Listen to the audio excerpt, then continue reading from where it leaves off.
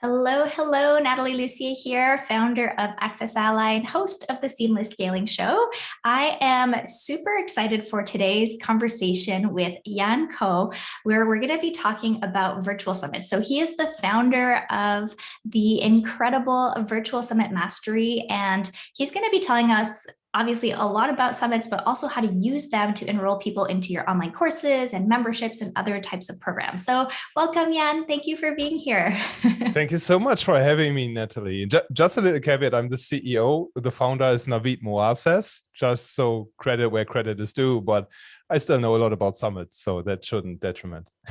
Oh, thank you for that. And I actually know Naveed too from like way back in the day. So that's cool to know the full story. So actually, my first question for you is going to be, how did you get to start doing this work? What led up to this point? So this is probably a good segue for that too. That's a perfect way to give Naveed even more credit because he was the one teaching me. It was in 2015. I was working as a WordPress freelancer back then.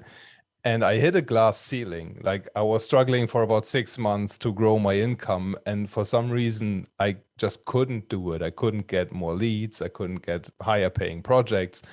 And in the meantime, I saw Naveed run his branding summit, 88 speakers on his first virtual event. And I was like, what did you get yourself into? And he knocked it out of the park with the summit. And the week after, he took the time off. And then I said to him, mate, you have to show me how this works so that I can scale my business too. And then in 2015, I ran the WP Summit, not nearly as big as Naveed's, but it's still 6x my email list, made 5 figures in profits. And then I was hooked because that really broke through that glass ceiling and paved the way for growing that freelance business. I did not know that about you, that you're also in the WordPress space and all of that. So that's even more interesting. Awesome. That's why I've been following you for ages. Yeah. Oh, that's so cool. It's such a small world. Sometimes we forget. Great. So I love that you had such concrete results from doing your own summit. So I think sometimes, people get a little bit overwhelmed or intimidated by the idea of doing a summit.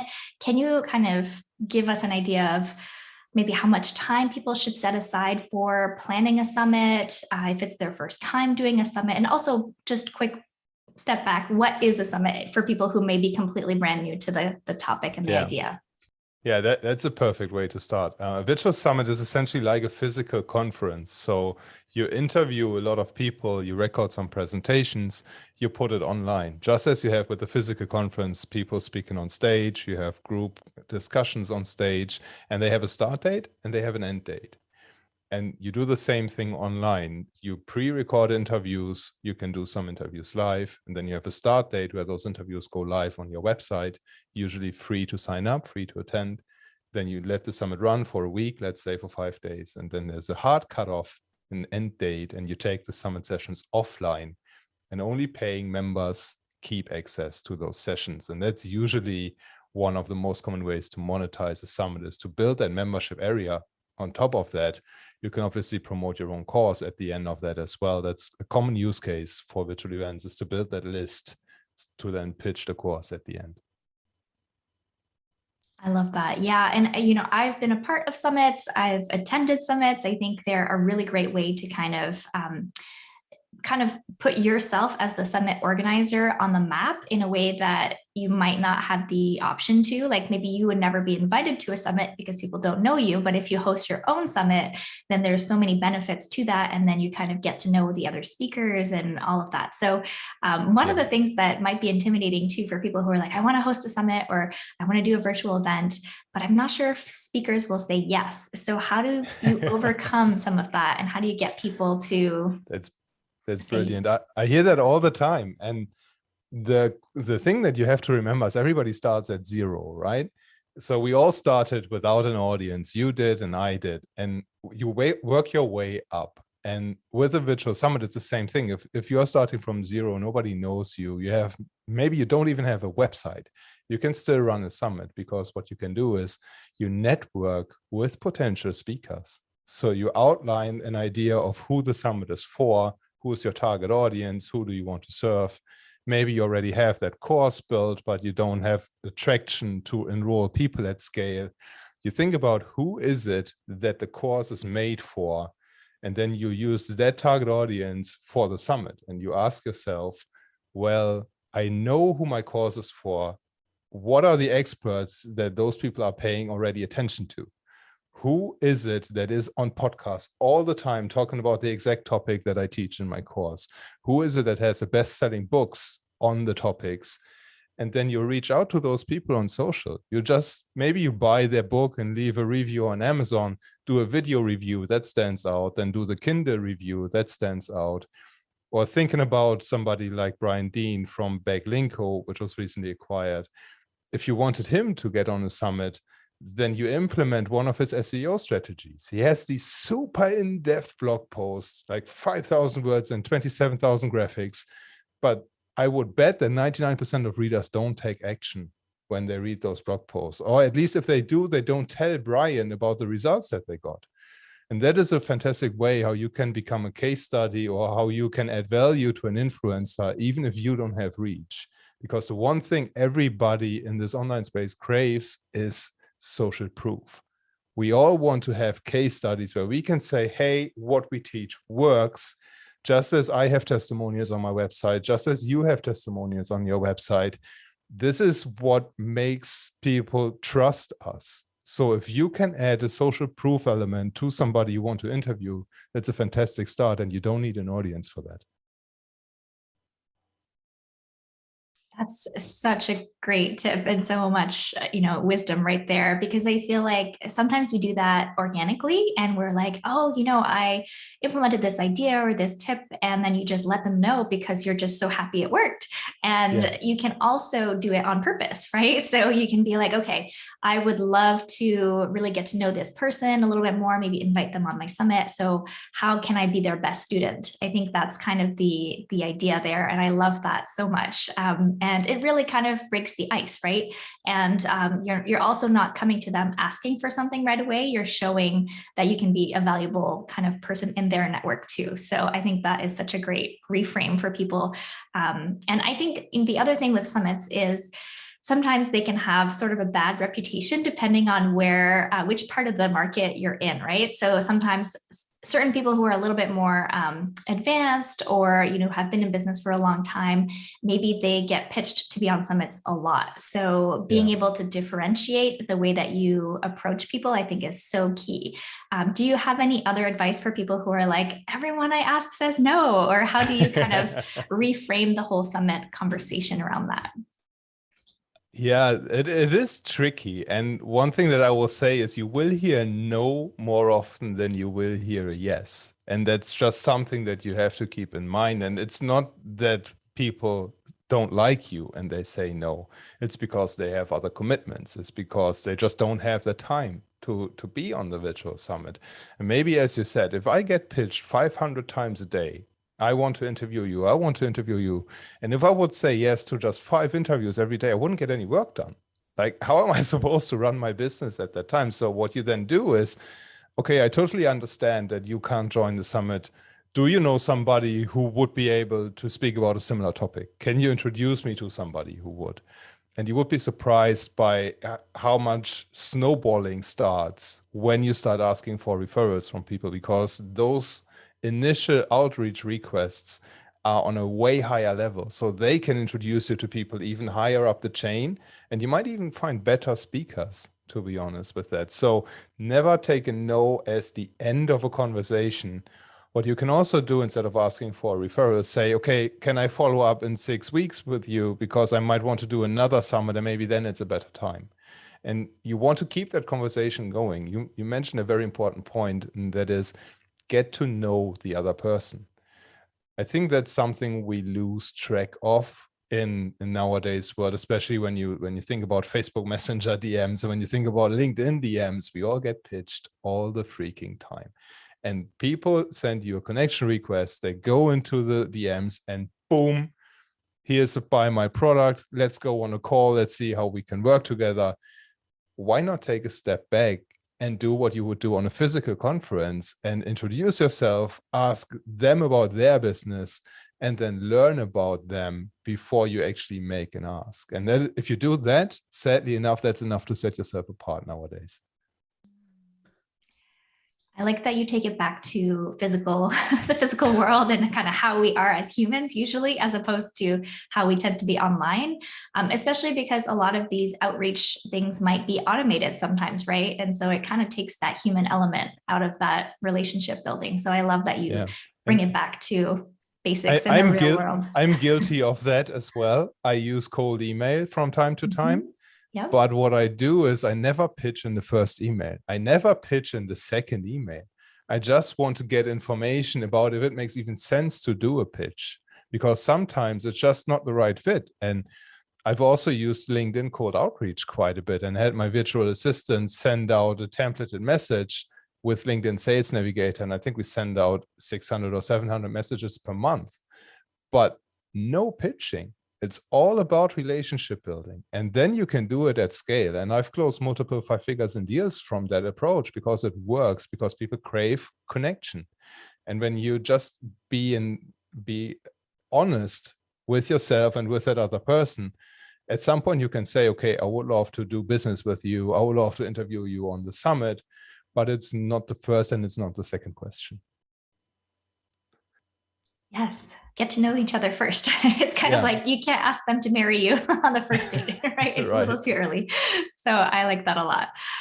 So one of the things that you already kind of touched on a little bit is the monetization model of a virtual summit. So I think people who have an online course are already doing a lot of things, maybe it's a service business or product business, and they want to scale, they might find it hard to justify taking time away from what they're already doing to make, have a summit. And it is a lot of work to kind of organize and make it happen. So what kind of monetization is possible with a summit, and how do you recommend going about it so that it becomes like a revenue generator and not just a marketing activity that may or may not pan out? Yeah, very important point. The first thing I would say is you can get sponsors on board. And I mentioned this as the first thing because that's money coming in before the summit starts. So for example, if you were to run a summit, or I did a summit on email marketing a few weeks ago, I could bring on board sponsors like ConvertKit. I could pitch ActiveCampaign. I could pitch all those SaaS platforms on email marketing to be a sponsor at the virtual summit. And then you can charge anywhere from 500 to the biggest I personally sold was 7,500 for a sponsorship. The biggest I've seen was 30K. So that is a reasonable amount of money already. And it might even cover your time to execute the virtual summit. Then you have the ticket sales. So the overall goal is to build your email list as big as possible. You keep the summit free to attend. And then here's a nugget that I don't share often. When you have somebody signs up, you take them to a one-time offer page and they get the discounted ticket for the replays for 15 minutes. And we use deadline funnel for this usually. And literally after 15 minutes, that price is gone forever. So it's real urgency. And you convert probably 5% to 10% of those signups straight away on that one-time offer page, even before the summit starts. Then you promote the ticket sales throughout the summit. You can do some price increases during the pre-launch. It's the cheapest. One-time offer is even cheaper. Then you have the summit start and you have the summit end. So you could have 3 different price tiers at least. You can have affiliate promotions as well during the summit. So if I were to interview you on a summit, I could put on an affiliate link for Access Ally below your session. So it makes sense to just link to that. There are so many ways you can monetize the summit. You can turn it into a book afterwards, have all those sessions transcribed and then put them into a book and sell the book on Amazon, or use it as a lead magnet to then build your email list further and promote your course. But the most important thing, the elephant in the room, obviously, is you pitch what you already have. You pitch your course, you pitch your service at the end of the summit. And I've seen people do multiple 6 figures with that. Chandler Board is a common example from Self-Publishing Success Summit. He did, the first time he did 300,000 and the other time he did like 400 or 370 or something like that, because he had this high ticket course that he could sell at the end of the summit. And obviously he had the reach to get the right speakers on board and to get tens of thousands of attendees. But it's not unheard of that you run 6-figure summits if you have a high ticket offer at the end of it. That is so brilliant. I love the sponsorships and the early, kind of special timed offer that expires. I think that is really brilliant too. And just having those different touch points to sell the tickets for long term, because the reality is most people have a hard time attending live just because we're all busy, Life right? happens, And we want to be able to keep track and maybe listen on our time later, kind of thing. So I love that as an option. And then you can definitely tie it into kind of reverse engineer the topic of your summit with your course or your membership or the program that you want to sell. So do you have any tips around coming up with the right angle or topic for a summit, and kind of how do you pick topics, or how you invite people and kind of make that all work together? If that makes sense. Yeah, that's a fantastic question. The agenda is actually something that people struggle with quite a bit if they've never done a summit, which just makes sense. It's hard if you do something for the first time. What I usually recommend is you need to have a long-term perspective with this. So you can run a virtual summit like an evergreen webinar when it's over. So you can still promote it. And that's why you need to have the long-term perspective. Think about the transformation that you teach in your course, and then pick speakers that complement what you are teaching in your course. I wouldn't pick direct competition, of course, but if you have, let's say you talk about leadership for HR teams and how to onboard staff into a company properly, you can talk about productivity on the summit. You can talk about mindset on the summit. You can have one or two people talk about leadership too. You can talk about recruiting. You can talk about how to thrive in a job, how to build your brand so that you can actually advance in your career. Brainstorm topics that are relevant to what you teach in the course, so that getting into your program is the next logical step for people. That has to be the mantra. And then what you do is you go onto the most popular podcasts in your industry, you go onto Amazon, look what are the best-selling books, and you find the speakers that already have an audience, that are already out there. You go to their profiles and see, okay, how big is their following? Do they have an email list? Do they have a website? Is their following engaged? Really, really important point. I once had a speaker with 500,000 followers combined. He brought in like 10 people or something because his promotion bombed. And so you don't have to get tied up on the numbers too much, but you make sure that speakers have an audience they can promote to. And then you structure the topics in a way that they make sense. Usually I group them per day. So on my list building school summit, first day is how do you build your email list? Second day is how do you nurture your subscribers? Third day is how do you sell via email? Fourth day is legal and compliance and stuff like that. So that it is a logical order that you walk people through the process.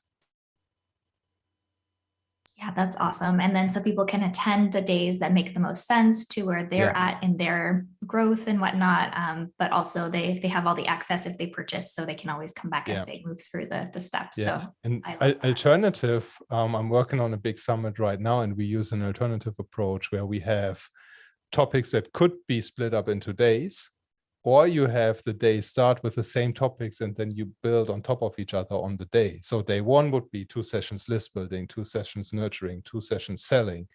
And that can create a little bit of more urgency for people to buy the ticket because they can see day one, they can't see day 2 and 3, and they don't want to miss on those sessions. It's worth trying. Yeah, it's always an experiment, right? To figure out what's going to work best. That's awesome. So you mentioned the reach of the people that you're inviting to be guests on your summit. So I've kind of a two-part question with that. So one is, do you ever pay speakers to come and speak on a summit? And then two, I know sometimes there are requirements of promotion to be a part of a summit. So how does that work? Is that something that you consider, or I think there's just a lot of things to unpack there. Yeah, definitely is. And it is, I hate to say it, but it depends. So for most summits, I don't pay the speakers, but we set up some form of affiliate agreement so that they can get compensated for their time. It incentivizes them to promote the summit at the same time. So I kill 2 birds with 1 stone. I do pay on some summits, I do pay speakers, and usually I reinvest the sponsorship money into those speaker fees. For example, I'm working on one summit right now for WP Tonic with Jonathan Denwood. We're trying to get a hold of somebody that's very well known, and I won't call him out because the team is not responsive at all, and he's ignoring us, even though we're throwing a 5-figure paycheck at him, and they don't get back to us. And the bigger the summit, usually you need bigger speakers, and at some point you just have to pay to get the right profile of speakers. In terms of sorry, what was the other question? So the incentivizing people to promote, or right, if there is a requirement to promote, I think sometimes that can be a little bit tricky too. Yeah, it is. And you have to be careful that you don't put people off. On the other hand, if speakers don't promote, you lose a big driver of traffic. So I always make sure that the summit is so good that the speakers look good by promoting it. And this is a high standard, and you probably won't hit it on the first summit, but on the second summit, you learn what you did do bad and what worked, and then you double down on what worked and you improve the quality. I don't make it a hard commitment on 99% of my summits. I don't say you need to send out 5 emails. What I do though is I give them swipe copy for emails, for social, I give them graphics, and I give them a promotional calendar. And I say, it would be great if you can email then, because speaker ABC has the same promotional calendar. And if you both cross promote, it multiplies and we combine our reach together. And you have to frame it in a way that it is a win for the speaker to be at your summit. I mean, why would they join otherwise, right? And everybody knows that exposure doesn't pay bills directly, but exposure is important these days. Otherwise, we wouldn't be speaking right now as well. And if you frame it from a win situation for the speaker, then chances are very high that they promote, but you have to be on top of it. You have to nudge them every week. Hey, did you promote? Hey, is this in your content schedule? What can I do to make your life easier? You have to annoy them a little bit at times. I love that. And not the annoying part, but I think that it is important to like keep it top of mind, right? Because I think everyone is always busy, and especially if they're already established and they have their own promotions or other things that they're still working on, it's important to keep it on their radar, because, you know, it's probably one of multiple things on their to-do list every day. So I think that's really awesome that you provide the swipe and provide copy and graphics or anything to kind of make it easier for them to share. So thinking about it that way, how much time do you think people should set aside if they want to do a summit? Like, there's a lot of this copy to create, graphics to create, scheduling to like wrangle, maybe the website, the members area, like there's just a lot of pieces. So if someone wants to do a summit, like how far ahead should they start planning for it? If you've never done a summit, and if you have no or limited digital marketing experience and you don't have a course, shameless plug, which is Summit Mastery, lets you do it in 90 days. If you don't have a course like that, you can obviously do it on your own. There's tons of free research, tons of free content. I would set aside at least 4 to 6 months, because it is a lot of work. And what you have to keep in mind is that speakers need some time to fit it into their schedule. Sponsors need even more time. The bigger the sponsoring company, the more they need time to make a decision. And then the more time in advance they want to have to properly promote as well. So even the sponsors probably take about 2 months at least in lead up time. Speakers probably the same. You can handle that in parallel, but give yourself more time than you think you need. I love that your program helps people do it in 90 days. And yeah, I've never run a summit, but I've run live events. And yeah, it is a ton of work to coordinate everything. And like you said, I mean, with an event, people have to travel. So you also have the extra, you know, you want to give people time to be able to get there. But yeah, I think with the benefit of a virtual summit is that they can just turn on their computer and then be on live or, you know, listen. So that's really cool. So what tips do you have for when you're actually running the summit? So usually the person who's running the summit will be doing interviews, or maybe things are pre-recorded, but what tips do you have to make the most of the live sessions, if you will? It's a fantastic question. And it comes back to a question that I would ask anybody to answer in the very beginning phases of the planning process. What is it that your attendees will remember about your virtual event? because everybody and their dog is doing summits these days. And you need to set yourself apart. Just as your course needs to stand out in the market, you have to have something unique about your summit too. And what you can do is have a standing virtual networking area, have a 24/7 Zoom call where people can drop in and out, do live networking with the guests so that you invite the two biggest speakers into a Zoom room and then enroll like 50 people into that as well from the attendees. Do live reviews. For example, my friend Picha Neri did a Design for Conversion Summit last year, I think. She had reviewed attendees' websites live on the summit. So anything that involves attendees live in real time is great. What you need to do is you need to give them hard deadlines. One thing I've tried is I kept the summit in 2020 open for 7 days, and I kept all sessions available for 7 days. And then I just took all of them offline. It was the worst summit ever. It bombed because people had no urgency. They thought, okay, it's Monday. I still have the rest of the week to catch the sessions. Boom, it's Thursday. Oh, I have the weekend planned already. Now I don't have time. Okay, forget it. It was a free event. I don't need to pay for this. And I don't attend it. So you have to have fixed deadlines where you want people to be in those networking areas. You can have mentimeter.com. I'll share the link afterwards so that you can put it in the show notes. It's a great tool for live polling where people can answer their questions and you have the results on screen live. Super easy to use. And you just need to make it fun and need to make it memorable.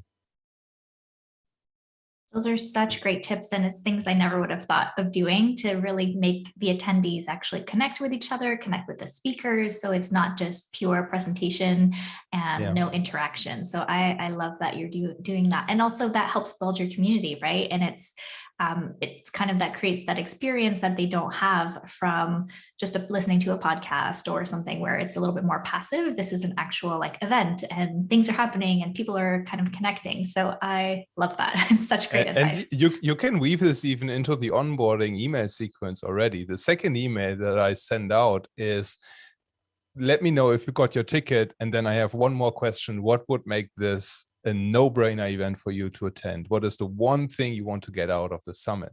So you just collect information about how you make the summit better. You have your attendees tell you what they want from the summit, and then you find a playful way to actually make that happen. That is so brilliant. That's something that we do a lot at Access Allies. We try to get feedback from our people, right? Because they know what they want. And, you know, we can come up with what we think they would want, but unless they're telling us, we're probably off track. So I love that you solicit that feedback right away after they join. So that is super amazing. So you have some awesome stuff to share. Obviously, people can go and find you on your website, but where should people go if they're like, yes, I want to do a summit. I want to learn a little bit more. How can I work with you or take your course?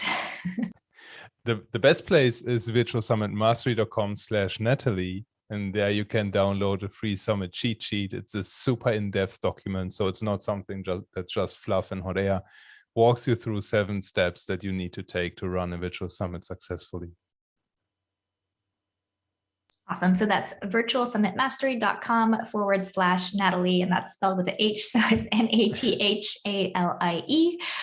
Awesome. Okay. So I did want to dive a little bit more on list building, because I know that is kind of the big end goal of a lot of summits, right? Is to build your audience, build your list.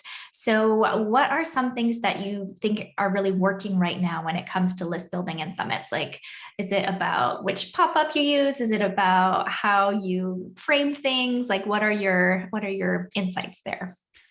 Framing is super, super important. And one thing I see working very well is you actually take the speaker faces off of the summit website, of the hero area, at least above the fold, and you make it super easy for people to digest what's in it for them. So have a catchy headline, and then usually I just have 5 or 6 bullet points with the major takeaways, and then I give people the date and a button to trigger the opt-in pop-up.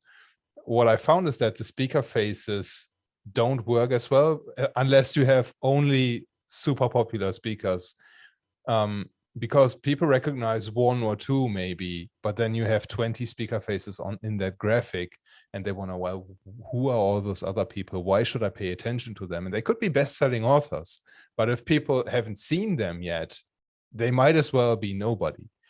So making it super easy to understand who the summit is for, why you should attend the summit, what you get out of the summit.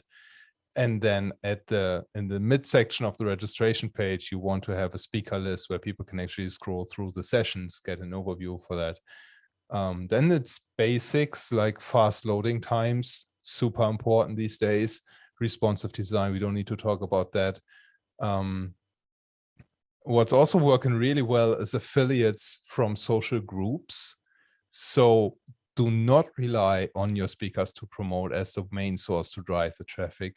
If you have the budget, run paid traffic campaigns. That still works. But also tap into groups that say on Facebook, talk about email marketing, find groups that talk about email marketing and list building, content marketing, maybe even YouTube and other channels where the goal is to build that email list, and network with those moderators. Don't pitch the summit in the group directly, have the moderators pitch the summit as an affiliate. That adds a lot more weight to your promotion. And I've seen hundreds of sales come from my own summits from group owners that had groups of 10,000 people or something like that. I feel like you just shared a bunch of stealthy, super advanced strategies there. So it's all the same process. The principle always is build genuine relationships that can last for years. Because if you tap into those groups for a virtual summit and they make a bunch of money from promoting your stuff, the next time you run a promo for your course, guess what? You can tap into the same network of affiliates and then build your income from that affiliate list. Oh, good. Yes. And I like that because that's more of an organic approach, right? So paid ads, you have to put money in. And when you stop putting money in, traffic stops and opt-in stops. So I love that relationship building is a long-term activity, and it might not happen on day one, but you start building that relationship. And then over time, you can have more of that cross promotion happen and get more of those long-term results that you're looking for. Yeah. And I also love what you shared about, it's not about the speakers necessarily, it's more about the value and kind of the promise that you can, the transformation that people could expect from attending your summit. So that is also kind of surprising because I think everyone thinks I have all these amazing speakers, I should put them, front and center and kind of almost market off their names or their faces, right? But actually it is more about the goal of your summit and what people are going to get out of it as opposed to who they're going to learn from. Because go ahead. Okay. You want to market of their authority though. So even if you don't put the names on the above the fold section, what you can do is below the fold, the first thing I have is speakers featured in. And then you drop all the logos of all the outlets that have featured your speakers so that you add authority. Or what I've done in one of my WordPress summits is speakers have worked with, because speakers didn't have as much public authority when they are just developers. But if they work with Coca-Cola, if they work with Mercedes-Benz, you bet I put the logo on the website. You just need to make it clear that it's not that the summit isn't endorsed by your brands, but that the speakers have that relationship, but it still adds authority to your event. I love that too. Yeah, it's about the expertise and the other associations that they have. So that's awesome because, like you said, they may or may not be a household name themselves, but if they have those, in their portfolio or however they work with other brands, I think that is super, super cool. And just it's just kind of feel like you're taking a step back and saying, okay, what are all the associations and connections that we can draw and pull into here? So that is brilliant. Okay, so what other things that people may not know they need to think about when it comes to planning a summit that they should be really like putting their thinking caps on for? A big point is mental resilience and mental stability, because as we said, it is a project that takes 3 months to 6 months. So at times you will feel frustrated, especially in the beginning when it's all about the planning and you map out the audience, you map out the monetization strategy, you map out the speakers. You feel like you are spinning your wheels, but it is super important groundwork that you have to have in place, because changing the direction 1 month before the summit is impossible. Then what you also need to be aware of is you will be managing tons of conversations with speakers that you need to reach out. So it will be stressful at times to stay on top and to reply in a timely manner to your emails. Probably set up a dedicated email inbox for that virtual summit, maybe hire a virtual assistant for, let's say, 20 hours a week to go through those emails and keep track of conversations. And then prepare yourself to hear no all the time and still move forward. Be ready to take imperfect action. And even if you feel like I don't have all my ducks in a row, I don't know yet how the summit website will work, but I'll still record the interviews because I figure out the website later on when I have the interviews done. And I know that somehow I make it work. The summit is fantastic if you are comfortable with moving forward and you embrace the mentality of move fast and break things. I think then a virtual summit is perfect for you. If you are a perfectionist and if you like to have everything laid out in detail 6 weeks before you implement, or if you feel uncomfortable pitching people and you don't see yourself ever changing that, stay away from a virtual summit because it will burn you out. I like here's the reality moment here, right? I think, it sounds amazing when you hear all the, you can make a lot of money, you could grow your list, multiply your list multiple times over. But also the reality is, yes, it is work. And I think your perspective shift here is you will have to put yourself out there. You will have to bear some rejection, but also you will probably have some great relationships out of it too. So it's really kind of the personal development of business, essentially, right? Of like moving through. It is. And I see quite some similarities to creating an online course too, because you have to come up with a course outline and with a structure, and then you have to get out there and validate that structure. You then have to maybe pre-sell to actually get money in so that people pay with their wallet and not with their voice. Then maybe you do it live, you record all the live streams, and that's uncomfortable. And then you have to polish up the live streams and actually turn them into a course. And then the promotion starts and the real work first starts. So it is, I think with online business nowadays, it's time to not just say everything's great and you can live life on your own terms. And I can spend time with my 2-year-old daughter whenever I want, or you have the kids at home and you can still get some work done. And then you go off and have fun with the kids and stuff like that.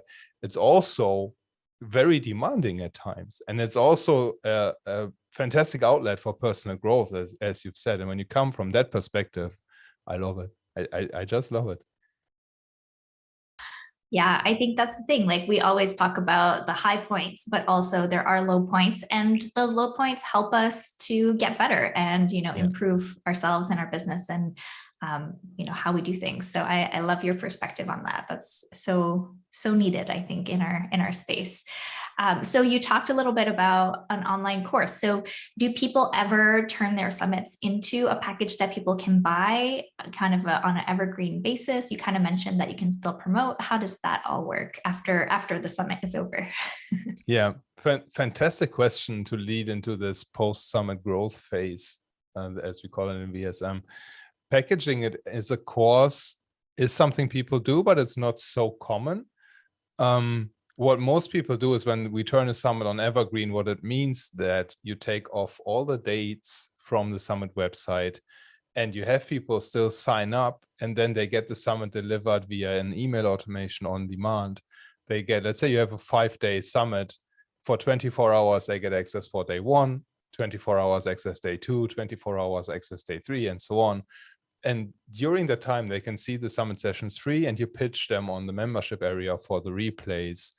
If you call that a course because you structure the sessions differently than what you have on the summit, or if you then have complementary lessons in the membership area that make it a full program or make it a full course, that's a case-by-case decision and depends on the business. But an Evergreen Summit is a fantastic way to leverage an event when it's over.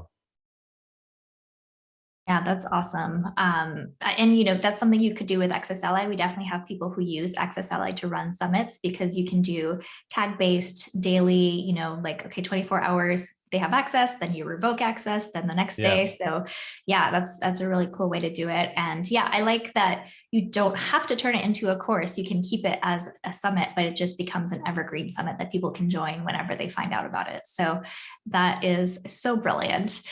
So any sort of parting words of advice and last things you want to share?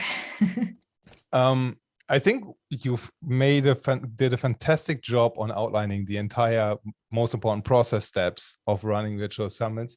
What I would say is, if you are in a business that you want to build for a long-term perspective and you see yourself in the space for the next 3 years, I would consider running a virtual summit and see what a bigger email list and bigger brand can do for your business. Fit it into your marketing plan. Let's say you can dedicate an hour a day or 2 hours a day over let's say 6 months, and then you can hand off parts to the team or to a VA or something like that. You can very well run a virtual summit and reap the benefits.